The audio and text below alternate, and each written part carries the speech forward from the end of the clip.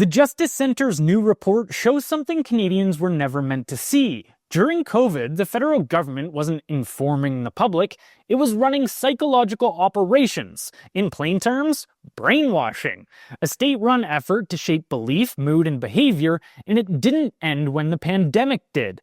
Inside the Privy Council office sits a behavioral unit whose job is not to listen to Canadians, but to train them.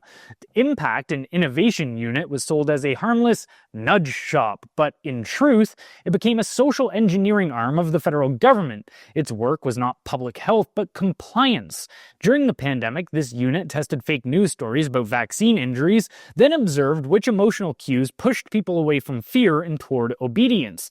They mixed fear, reassurance, expert praise, and warm words about community protection, then measured which blend bent the public will fastest. They called it the kitchen sink method. This is better described as behavioral conditioning rather than persuasion, and they launched it before they had solid safety data, while reports of myocarditis were already building. Instead of slowing down and telling the truth, Ottawa gave its behavioral team a new task: keep anxiety low, keep uptake high, and drown the public in cues that steer thought in the right direction.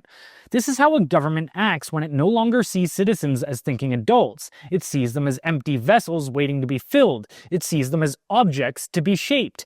We must recognize that this is the logic of a totalitarian regime. A free country does not direct the inner life of its people. It does not hire psychologists to test which mood cues best override doubt. It does not treat its own citizens like subjects in a lab. But that is exactly what the federal government did.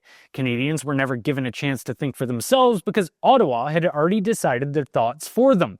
And when a government believes it has the right to design the public mind, it has already left the democratic path. Now consider the Elbows Up campaign, the ideological assaults against those who question mass migration, and the gaslighting of citizens over climate change. All of this is tantamount to brainwashing. A country cannot claim to be free when its leaders believe the people must be engineered. A country cannot claim to respect rights when it uses PSYOPS against its own.